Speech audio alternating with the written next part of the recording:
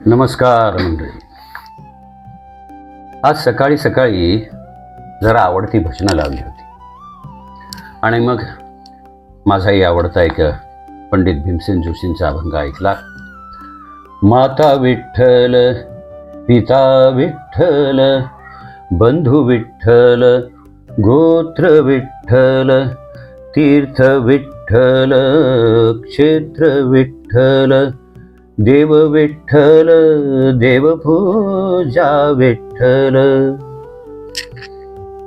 आपल्या भगवंतांचं रूप किती विविध अंगाने आपल्या समोर येत असताना आपल्याला त्याचं ते क्षेत्र ओळखता आलं पाहिजे. कालच आपण पालखी उचलली आणि आज मला तीर्थक्षेत्र या शब्दापाशी येऊन ती विसावली.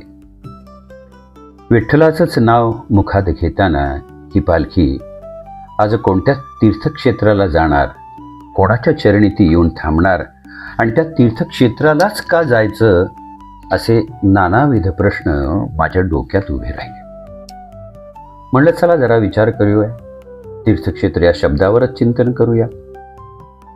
आपण पूर्वीपासून वाचत आलेलो आहोत, म्हणजे अगदी श्रीरामाच्या त्रेतायुगापासून भगवंतांनी देखील तीर्थयात्रा केली होती. संपूर्ण भारत भ्रमण केलं होतं. प्रत्येक क्षेत्राचं त्यांनी ज्ञान घेतलं होतं. मला आठवतं किंवा मी वाचलेलं आहे भागवतात सुद्धा, श्रीकृष्ण परमात्मा सुद्धा प्रभास सारख्या तीर्थक्षेत्री गेलेले आहेत, जेथे भगवंत जाण्याचा किंवा प्रयत्न करतात, तेथे असलेल्या देवतेची किंवा त्या शक्तीची पूजा करतात, अर्चा करतात. तर आपण त्या पद्धतीने तेवढं पावित्र्य राखून तीर्थक्षेत्रांना भेटी देतो का? यात्रेला किंवा क्षेत्राला जाणं म्हणजे नक्की आपण काय करतो? मी असं म्हणत नाही की म्हणजे प्रत्येकाच्या मनातला जो श्रद्धाभक्तीचा भाव असेल तो कमी असेल, तरीसुद्धा एक विचार आला, तीर्थक्षेत्राला जायचं म्हणजे नक्की काय सोडून आणि ते कोणत्या विचाराने जायचं आहे? चला आपण विचार तर करूया. शोधता शोधता तीर्थ या शब्दाचा संस्कृत भाषेत अभिप्रेत असलेला अर्थ कळला. तीर्थ याचा अर्थ आपल्या चैतन्याला, आपल्या आत्म्याला भवसागरातून पार नेण्यास मदत करणारं, आपल्या आत्मोन्नतीस उपयोगी पडणारं एक साधन आहे. म्हणजे ऐसे पवित्र स्थान जेथे देवाचे किंवा देवतेचे विशेष अस्तित्व किंवा शक्ती किंवा तेथे असलेली स्पंदनं आपल्याला अनुभवता येतात, आपल्याला जाणवतात. अशा तीर्थक्षेत्राच्या ठिकाणी तुमचं मन निरामय होतं किंवा तुमचं मन निरामय होणं हे अपेक्षित आहे, तरच तुमचं त्या ठिकाणी ध्यान लागेल.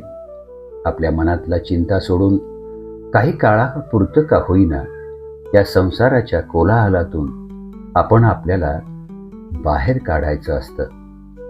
तेव्हाच आपल्या मनाची, आपल्या वाणीची आणि आपल्या कर्माची शुद्धी होते.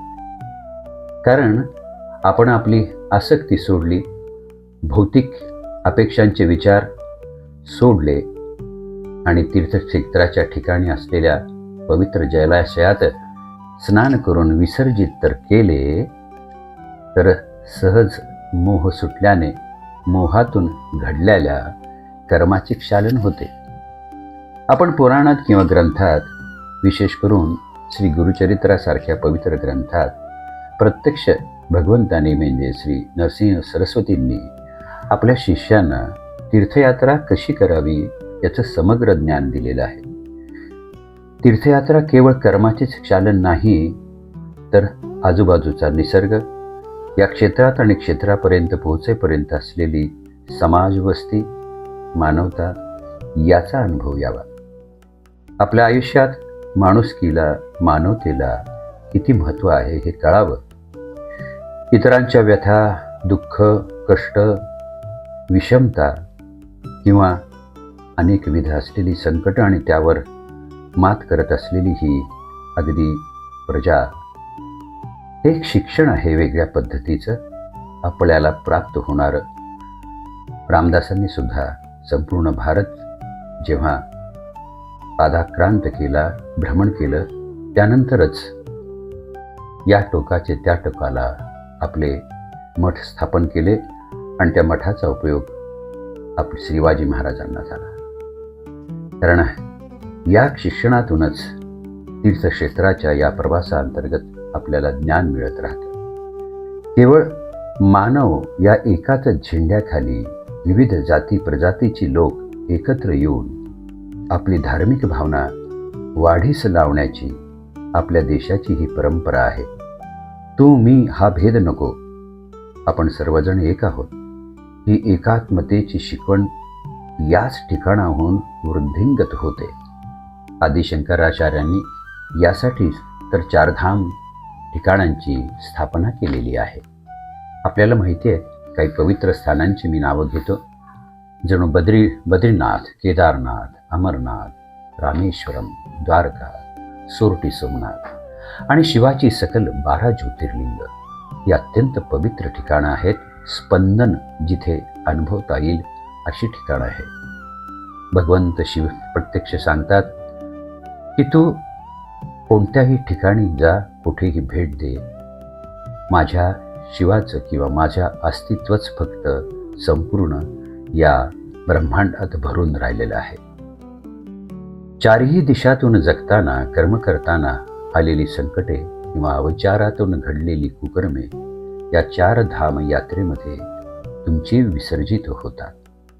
आपल्याच मनाची शुद्धता आणि अहंकार कमी होत जातो. कारण शिवाच्या तीर्थक्षेत्रांना भेटी देता आपला कस लागतो. शिवाची प्राप्ती करण्यासाठी तुमच्या देहाची तेवढी पात्रता निर्माण करायला हवी, नाहीतर प्राणवायू सुद्धा कमी पडतो. म्हणून तर काही ठिकाणी भगवंत अगदी जमिनीवर स्थानापन्न झालेले आहेत. काही ठिकाणी मात्र विश्वाच्या टोकावर जाऊन बसलेत की काय असाही अनुभव येतो. माझा पांडुरंग, बालाजी, करवीर निवासिनी, भवानी, साईबाबा, स्वामी समर्थ किंवा गजानन महाराज, गोंदवलेकर महाराज या संतांनी पावन केलेली भूमी ही माणसांना सहज साध्य आहे. मित्रांनो, तुम्हाला वाटेल मी तीर्थक्षेत्राची माहिती देतोय का? नाही, तसं नाही आहे. आपल्या देहात असलेल्या तीर्थक्षेत्राची आपल्याला जाण यावी. मी माझा देह, मन, अंतःकरण, हृदय हे 4 धामासारखं पवित्र करीन. माझ्या हृदयस्थ परमात्म्याचं दर्शन घेण्यासाठी मी माझी अंतरयात्रा करीन. कारण जगद्गुरू तुकाराम म्हणतात, न लगती सायास जाणे वनांतरा, सुखे तो घरा नारायण. तुम्ही पिकनिक म्हणून किंवा मौजे खातर जाऊ नका, त्याची आवश्यकता नाही. तुम्हाला खरोखरच त्या स्थानाची, म्हणजे जसे गिरनारची ओढ असेल, दत्तस्थानांची ओढ असेल, तर तेथे निश्चित आवर्जून जायला हरकत नाही. कारण भगवंत असं म्हणतात, अरे मी तुला सोडून कुठेच गेलो नसताना तू मलाच शोधण्यासाठी बाहेर का पडतोस? मित्रांनो, हा प्रश्न आजच्या वर्तमानात चाललेल्या घडलेल्या प्रसंगामुळे मी मांडत आहे. पूर्वीचं पावित्र्य आणि आदर आता अशा ठिकाणी अभावाने आढळतो आहे. आपण जाणीवपूर्वक वागायला हवं. आपलं घर, आपला देह तीर्थक्षेत्र व्हावा अशी भगवंताची इच्छा आहे. तेव्हा आपण तो प्रयत्न करू. रामनामाच्या साह्यानं आपल्या देहाला ते पावित्र्य देऊ, म्हणजे प्रत्येकाचा देह एक पवित्र तीर्थक्षेत्र होईल आणि प्रत्येकजण तोच अभंग म्हणेल की देह विठ्ठल, क्षेत्र विठ्ठल, देहपूजा विठ्ठल. चला तर मित्रांनो, या पूजेची सुरुवात करू आणि म्हणूया श्रीराम जय राम, जय जय राम. श्री स्वामी समर्थ.